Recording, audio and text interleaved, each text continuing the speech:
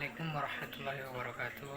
Perkenalkan, nama saya Aliasa Lubis, NPM 18150004. Di sini saya akan menyelesaikan tugas ujian tengah semester, di mana tema saya yaitu potret kecerdasan emosional mahasiswa pada perkuliahan seminar pendidikan jasmani. Baik, di sini saya akan menjelaskan tentang intinya saja, yaitu di mana pendahuluan pendidikan merupakan suatu bentuk kegiatan yang dijalankan secara sistematis dengan sengaja, teratur serta berencana dengan maksud mengubah atau mengembangkan perilaku individu sesuai yang diinginkan. Setiap mahasiswa memiliki kepribadian dengan karakteristik yang berbeda dan dapat dipengaruhi oleh lingkungan di mana dirinya berinteraksi. Baik buruknya pengaruh dari lingkungan tersebut tergantung dari sifat-sifat yang ada pada lingkungan. Mudah dan tidaknya mahasiswa terpengaruhi sangat tergantung pada kondisi psikologis, kematangan mentalnya untuk menerima intervensi lingkungan tempat ia berinteraksi sosial. Namun demikian, umumnya individu yang memiliki psikologis mental lemah dan labil lebih mudah terkontaminasi dan terbawa energi negatif dari lingkungan dibandingkan dengan bermental kuat. Baik, selanjutnya itu kita masuk ke dalam ruang lingkup, yaitu kecerdasan emosional amatlah penting bagi mahasiswa karena membantu mahasiswa menstabilisasi suasana hati dan keadaan mentalnya untuk produktif dalam kegiatan belajar melalui upaya-upayanya yang nyata. Sebab orang tidak mungkin pintar dan berhasil apabila tidak memiliki semangat dalam belajar, rasa ingin tahu yang tinggi, selalu ingin mencoba, ingin berkembang maju, konsisten dalam belajar, dan lainnya. Kecerdasan emosional perlu dilatih untuk memperlengkapi dan meningkatkan kecerdasan inteligenasi mahasiswa. Apalagi dalam era disrupsi seperti sekarang ini, kecerdasan emosional bahkan memiliki andil yang sangat krusial dalam keberhasilan seseorang dan keberhasilan organisasi. Untuk itulah sejumlah organisasi terkemuka lebih menggunakan individu yang mampu bekerja sama, mampu berkomunikasi, mampu berinovasi, memiliki integritas yang tinggi, disiplin dalam bekerja, maupun bertanggung jawab atas pekerjaan. Dan yang ketiga, kita masuk ke bahan dan metode. Penelitian ini merupakan penelitian deskriptif kuantitatif, sehingga variabel penelitian kecerdasan emosional hanya akan difrekuensikan dan diinterpretasi untuk menilai kecerdasan emosional responden adalah mahasiswa semester 8 PAS EF di program studi pendidikan jasmani kesehatan dan rekreasi. Jadi Fakultas Keguruan dan Ilmu Pendidikan Universitas Kristen Artra, Wacana Kupeng, tahun akademik 2017-2018 sebanyak 62 orang. Peneliti menggunakan data kecerdasan emosional menggunakan TELQI ASF atau Trait Emotional Intelligence Questionnaire Adolescence short form, yang dikembangkan oleh Petrides. Kemudian kita masuk ke dalam pembahasan. di mana dari 30 pernyataan yang ditanggapi responden, 27 diantaranya memberikan jaminan pada derajat persentase kecerdasan emosional yang cukup baik dan sangat baik.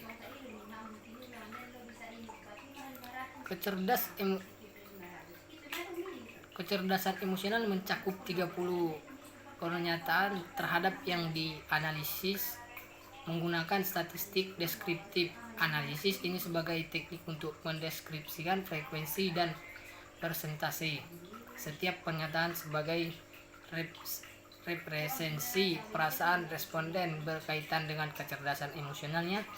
Responden memberikan jumlah keseluruhan jawaban responden terhadap 30 variabel dalam kuesioner penelitian yang ditunjukkan pada tabel 2. Nanti saya akan bacakan di mana tabel 2 ini pernyataan mudah bagi untuk membicarakan perasaanku dengan orang lain.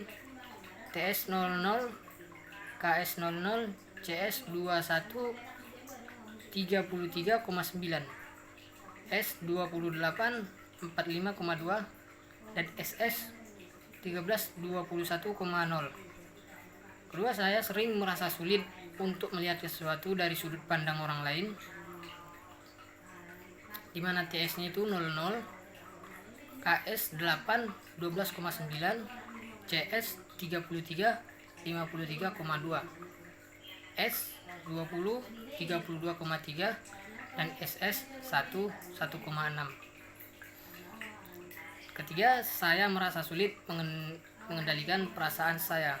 TS-nya 4 6,5, KS 2 3,2, CS 31 50,0, S 19 30,6, SS 6 9,7.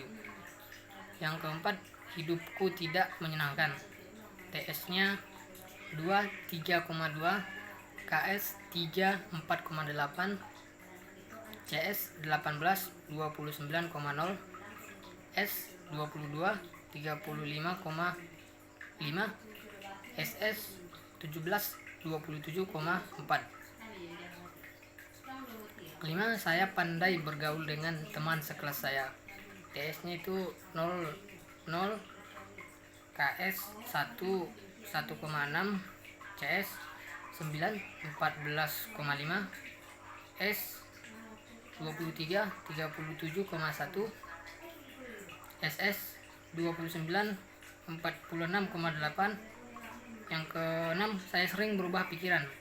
TS 6 9,7, KS 17 27,4, CS 23 37,1, S 13 21,0 dan SS 3 4,8. Yang terakhir, saya merasa sulit untuk TS-nya 3, KS 3, CS 25, S 21, SS 9.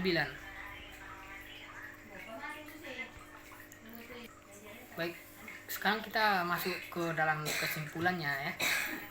Jadi kecerdasan emosional dari potret penelitian ini menunjukkan hasil yang positif 93,3%. Perilaku yang paling dominan dalam responden ialah mereka menganggap bahwa dirinya mudah bergaul dengan orang sekelasnya. Mereka juga nyaman dengan setiap performa yang mereka tampilkan, serta merasa senang dengan kehidupan yang mereka jalani sekarang. Kecerdasan emosional juga ditandai dengan responden percaya bahwa kehidupannya akan berlangsung dengan baik, sehingga sampai dengan saat ini pengisian kuesioner belum ada hal yang ia khawatirkan. Aktivitas pembelajaran mahasiswa yang santai dan luas membantu mereka mengonstruksikan perasaan dan pikiran yang lebih aktif. Misalnya saja tidak ada keengganan di antara sesama mahasiswa untuk saling bertanya dan saling membantu. Selain itu, mereka tidak merasa terancam dengan tugas-tugas akademik yang diberikan oleh dosen. Perilaku belajar mahasiswa yang belajar dalam keadaan emosional yang stabil dan menstabil tentu berbeda. Salah satunya ialah bagaimana mereka merespon tugas belajarnya. Mereka bahkan menganggapi dengan santai karena mereka merasa bahwa tugas adalah cara mereka melatih kapasitas diri. Ya. Jadi mohon maaf jika ada kesalahan saya, Bu. Saya mohon maaf. Sekian dari video saya ini saya sampaikan untuk menyelesaikan tugas ujian saya. Saran saya atau saran yaitu potret kematangan emosional mahasiswa saat ini masih cenderung fluktuatif untuk rentang usia remaja. Masih dijumpai mahasiswa yang melewati pengalaman hidup dengan bergantung pada kondisi eksternal. Reorientasi dari penelitian, aplikasi atmosfer pembelajaran yang suportif, dan reorientasi dari penelitian kepada perbaikan atau evaluasi amatlah penting agar mentalitas mahasiswa untuk terus tumbuh dalam semangat belajar yang tergaih dan solutif. Rekayasa sosial melalui pembelajaran diperlukan agar memantapkan kecerdasan emosional positif mereka menjadi sebuah karakter hidup. Sekian dari video saya undur. Wassalamualaikum warahmatullahi wabarakatuh.